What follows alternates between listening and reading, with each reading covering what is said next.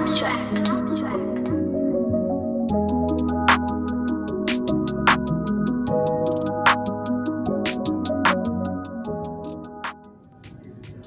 El Señor les bendiga. Les doy la bienvenida a una entrega más de nuestra escuela bíblica virtual. Mi nombre es Helen de Collins y es un honor poder compartir la palabra de Dios por cualquier medio. Amén. Antes de iniciar, les pido que me acompañen a orar. Amante Padre, Jehová Dios de los ejércitos, muchísimas gracias. Gracias porque tú nos das una nueva oportunidad, Señor, para nosotros poder compartir tu palabra, estudiarla. Ayúdanos a asimilarla, a ponerla por obra, Señor, y a ser portadores de buenas nuevas en todo tiempo. Te lo pido en el nombre de Jesús. Amén. Amén. Bien, el tema para hoy, unidos por la fe del Evangelio. Vamos a iniciar el estudio de la carta de Pablo a los Filipenses. Esta carta, vamos a hacer una base histórica antes de entrar de lleno a lo que es el estudio.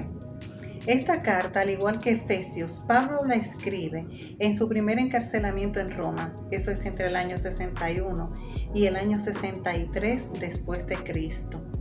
A través de toda la carta se siente el afecto que Pablo sentía por esta gente, los filipenses, ¿verdad?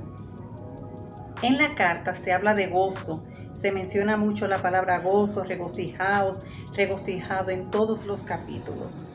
El encarcelamiento, es evidente que el encarcelamiento no le quitaba el gozo al apóstol, ¿verdad?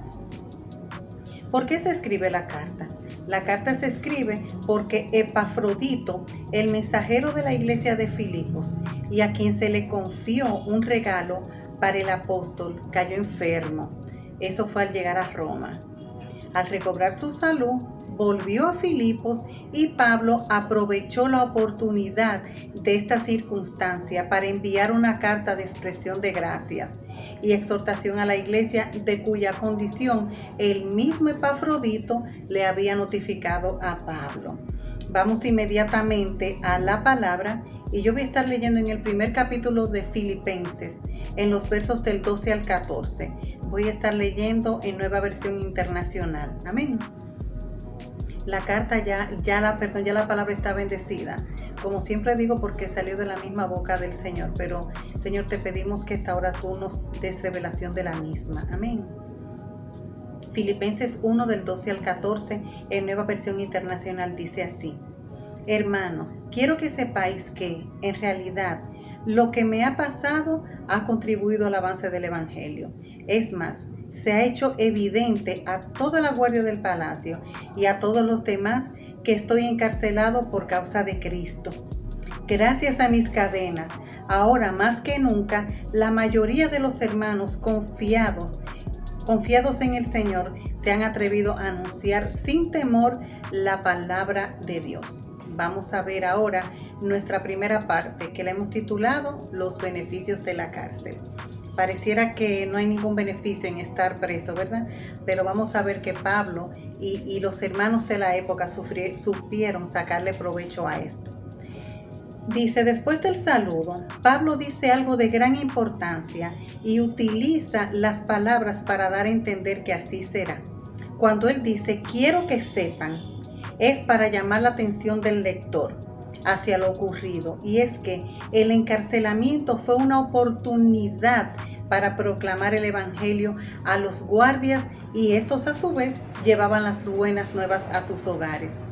En el texto original, el verbo que se utiliza es el mismo que se usaba para decir cuando un ejército avanzaba en medio de la selva o en la montaña. Es decir, que cuando Pablo habla de difundir, está diciendo que aunque el camino fue difícil, que aunque él estaba preso, aunque era guardias, que sabemos cómo era la condición en la que esos presos romanos, aunque Pablo era romano y gozaba de ciertos privilegios, eso lo hemos dicho anteriormente, pero estaba preso.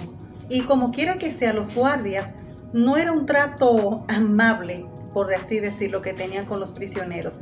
Pero sin importar eso, Pablo aprovechó la oportunidad, el apóstol aprovecha la oportunidad para hablar del evangelio.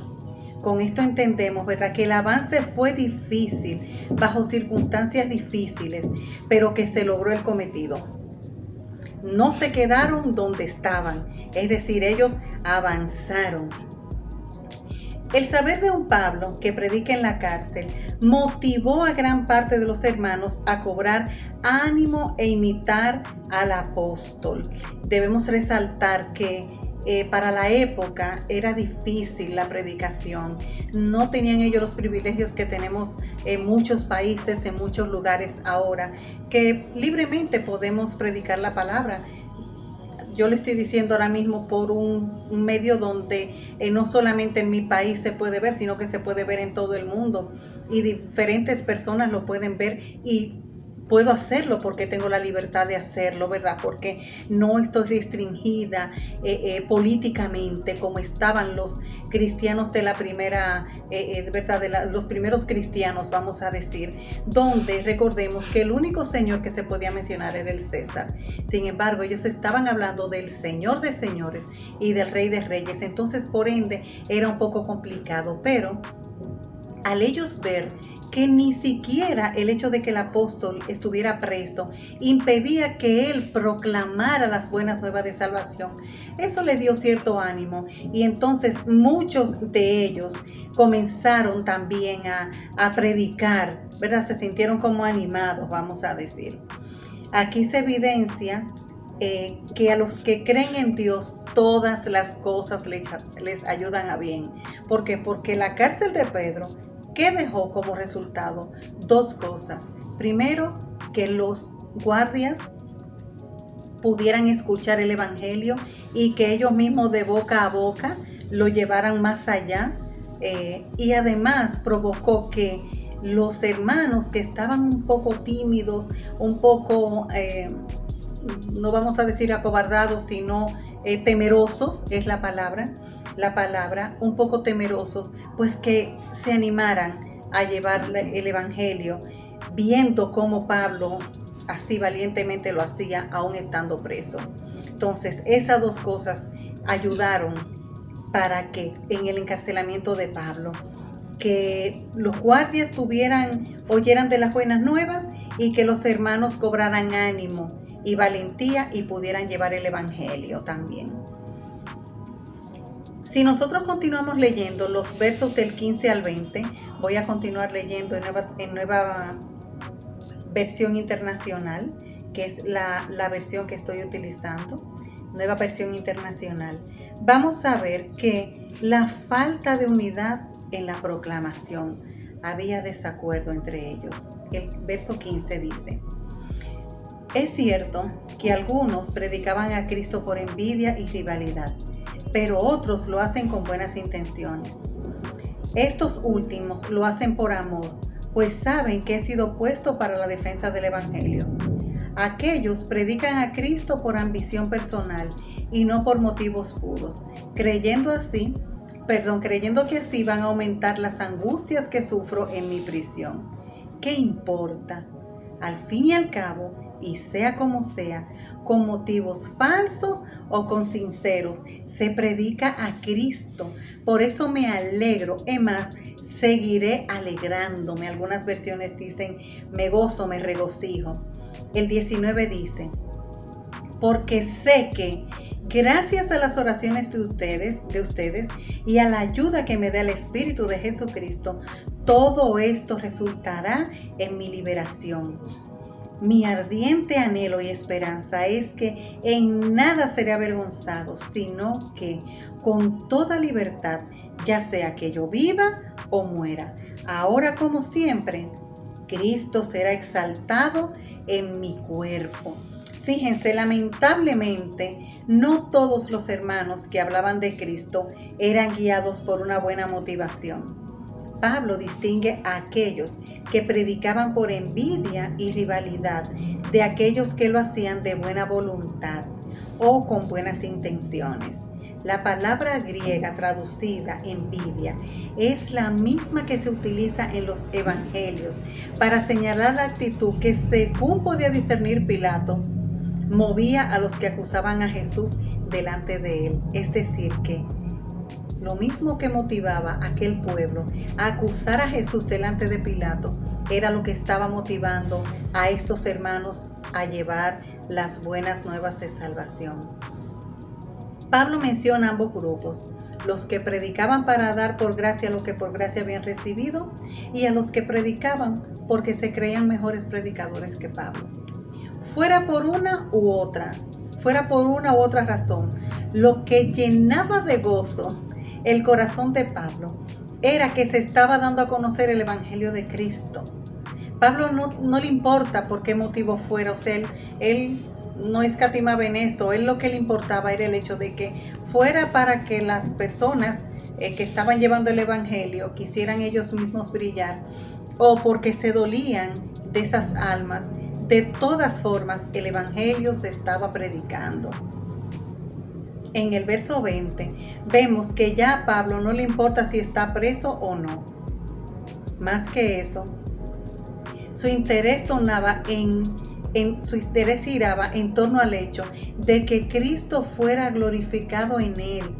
Ya fuera que viviera o no, él mismo lo dice, sea que viva o que muera.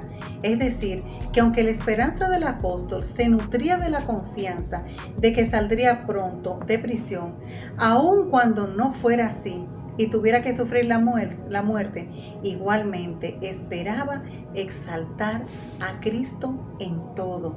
A Pablo lo llenaba de gozo que el Evangelio se estaba difundiendo. La última parte que vamos a ver es precisamente lo que da título a esta lección: unidos por la fe del Evangelio.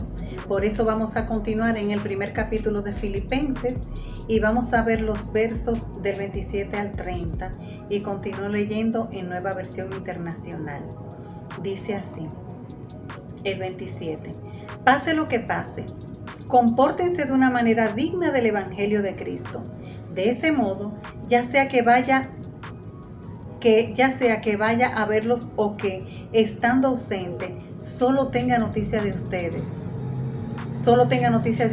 sabré que siguen firmes en un mismo propósito, luchando unánimes por la fe del Evangelio, y sin temor alguno a sus adversarios, lo cual es para ellos señal de destrucción.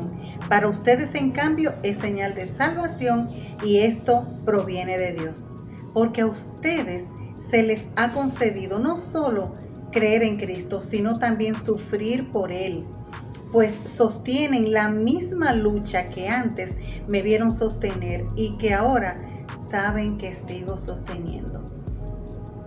Pablo los exhorta a tener un comportamiento digno del Evangelio, a tener una misma conducta en presencia o en ausencia de Él, y los exhorta también a no dejarse intimidar por el enemigo.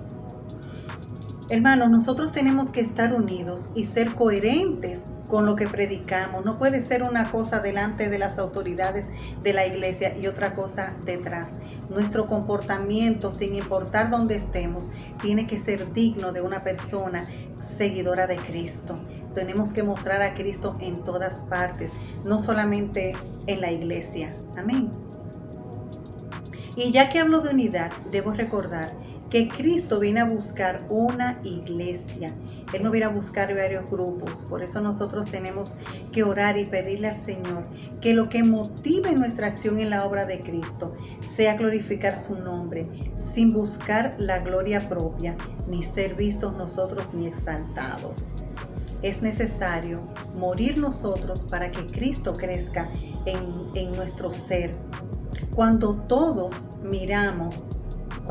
vamos mirando y procurando hacer la voluntad de Dios, entonces hay unidad y acuerdo, armonía, ¿verdad?, en el cuerpo de Cristo. Sin que cada quien esté para su lado haciendo las cosas a su manera, sino hacer todo de la manera que Cristo sea el visto. Es tiempo de empezar a caminar por la senda que Dios nos ha trazado.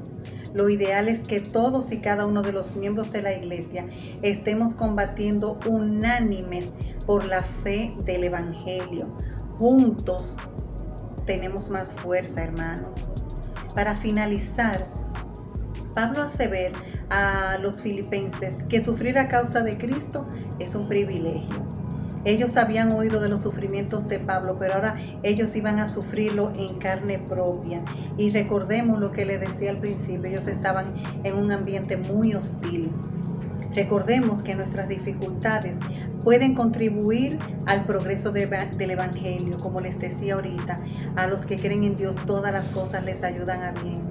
Es importante que en medio de la tribulación y la dificultad nosotros busquemos la manera de predicar a Cristo, de que Cristo sea el visto. Debemos gozarnos con la evangelización, revisar lo que nos motive en el ministerio y exaltar a Cristo con nuestra vida siempre. Amén. Siempre. Oremos, hermanos. Amante Padre, te damos las gracias. Gracias porque a través de esta lectura podemos ver, Señor, que en medio de las tribulaciones hay bendición. Podemos mostrarte a ti. Que tú, aunque veamos que es una dificultad, que es un momento difícil, a veces pensamos que es un momento de derrota, pero es un tiempo en el cual tú te glorificas, Señor. Ayúdanos a nosotros a estar atentos, a ser obedientes, a mostrarte a ti sin importar dónde estemos, a no desfallecer, sino que nuestro yo sea cada vez disminuido y que seas tú cada vez creciendo en nuestros corazones, Señor. Ayúdanos a estar unidos, a ir en pos de ti, a hacer las cosas como tú pides que se hagan en tu palabra, a quitar mi voluntad y a poner la tuya, Señor. A unirme al cuerpo de Cristo, Señor, verdaderamente, que estemos unidos, verdaderamente unidos, Señor, y que cuando tú vengas a buscar tu iglesia, a tu pueblo, nos encuentres, Señor, haciendo así.